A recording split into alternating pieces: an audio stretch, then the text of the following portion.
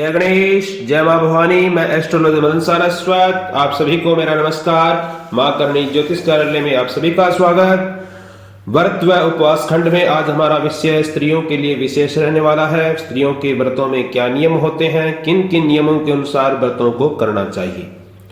तो उससे पहले आप सभी चैनल को सब्सक्राइब कर लीजिए जिन्होंने चैनल को सब्सक्राइब नहीं कर रखा है, और बेल आइकन दबाना भी ना भूलें। इसके अलावा आप इस वीडियो को ज़्यादा से ज़्यादा शेयर भी करें और अन्य लोगों से भी सब्सक्राइब करवाएं। अब स्त्रियों के लिए व्रत में विशेष कहते हैं। हेमाद्री के अनुसार व्रत कांड में गरुड़ पुराण का वचन है कि गंध, अलंकार, पान, पुष्पमाला, चंदन, दंत धावन, अंजन ये सब उपवास में दूषित नहीं होते हैं। यह सब भृत्रिका सुहागिन के उपवास में समझना चाहिए। वही मत्स्य पुराण का वचन है कि कुमकुम, अंजन, पान, रक्त वस्त्र इनको सुहागिन व्रत वाली स्त्री के लिए धारण करने योग्य है। ये सौभाग्य के करने वाले हैं। विधवा सन्यासी के मार्ग से कुमारी अपनी इच्छा के अनुसार करें। विधवा हमेशा सन्यासी के मार्ग के अनुसार से चलें और कुमारी का कन्या अपनी इच्छा के अनुसार से करें। और इसके अलावा विष्णु धर्म में कहा जाता है कि सभी उपवासों में पुरुष अथवा सुहागिन स्त्री रक्त वस्त्र धारण करें, श्वेत फूल इत्यादि धारण न करें, और विधवा स्त्री एक वस्त्र ही धारण करें जो सफेद हो। मनु ने भी कहा है कि पुष्प, आभूषण, वस्त्र, गंध, धूप, चंदन, दंत धावन और अंजन ये उपवास में दूषित नहीं होते हैं।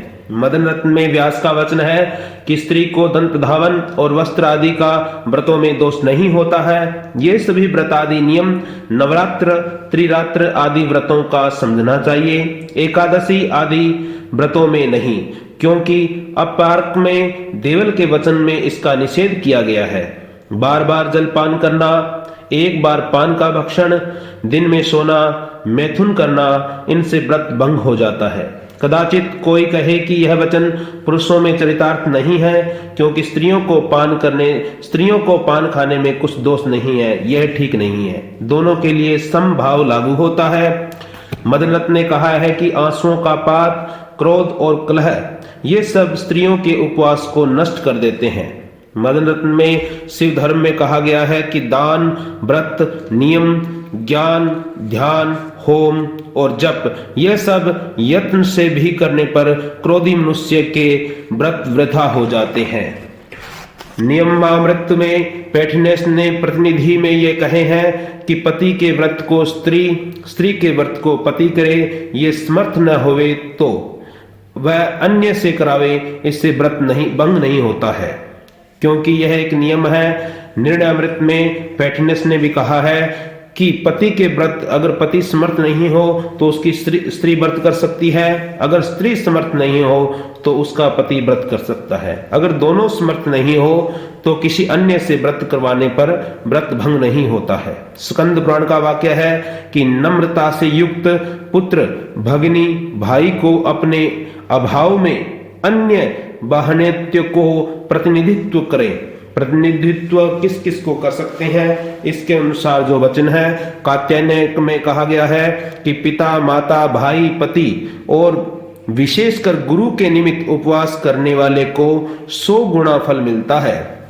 मदन रत्न में प्रभास खंड में लिखा गया है कि यदि पति, पुत्र, पुरोहित, भाई, पत्नी, मित्र ये सब तीर्थ यात्रा व धर्म कार्य में प्रतिनिधित्व होते हैं। वही वाक्य वायु पुराण में भी आता है, यदि समान काल में ही 2 व्रतों का विरोध हो तो एक व्रत स्वयं करके एक व्रत भार्या को या अन्य किसी को करवा देना चाहिए। यह वचन माधव कहते हैं। कल्पतरु में देवी पुराण का वचन आता है कि बृहस्पति और शुक्र सिंह राशि पर हो तो कोई भी व्रत आदि शुभ कर्म न करना चाहिए, क्योंकि ऐसे समय में प्रारंभ किया हुआ कोई भी मांगलिक कार्य सिद्ध नहीं होता है।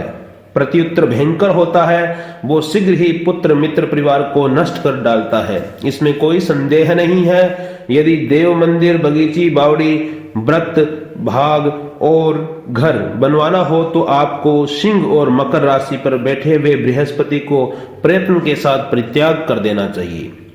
वशिष्ठ जी का कथन है कि सिंह राशि को भोगकर यदि बृहस्पति मघा पर आए हुए हों तो उन्हें सर्वाधिक के साथ छोड़ देना चाहिए। उस समय में कोई मांगलिक कार्य नहीं करना चाहिए। यदि मघा को भोगकर सिंह राशि पर आए हुए हों तो उसमें कोई दोष नहीं होता है। यह है व्रत और उपवास खंड के लिए विशेष भाग। इसमें अगर स्त्रियों के लिए स्कंद पुराण ने कहा है कि पति से पृथक यज्ञ व्रत उपवास कोई नहीं है, किंतु पति की सेवा से ही स्त्रियों को इष्टलोक प्राप्त करती है। आदित्य पुराण ने भी कहा है कि जो स्त्री परलोक के लिए पति या पुत्र की आज्ञा के बिना धर्म कर्म करती है वह निष्फल हो जाता है। कात्यायन ने भी कहा है कि पति की सम्मति से ही स्त्री सदा व्रत करें, व्रत इत्यादि करें तो ही वह फलप्रदायक होता है। तो इस प्रकार यह चतुर्थ भाग जिसमें स्त्रियों के नियम इत्यादि कहे गए हैं, व्रत और उपवास खंड के अंदर आज तक का जो विशेष चैप्टर मैं आपके लिए ग्रंथों व पुराणों से लेकर आया हूं वह आपको कैसा लगा, तो आप मुझे सारी जानकारी कमेंट बॉक्स में देवें ताकि मुझे ज्ञात हुए कि आगे के अनुसार कौन कौन से वीडियो में क्या क्या बदलाव किया जा सकता है और किन किन विषयों पर आगे वीडियो बनाए जा सकते हैं। जय श्री राम, जय मां।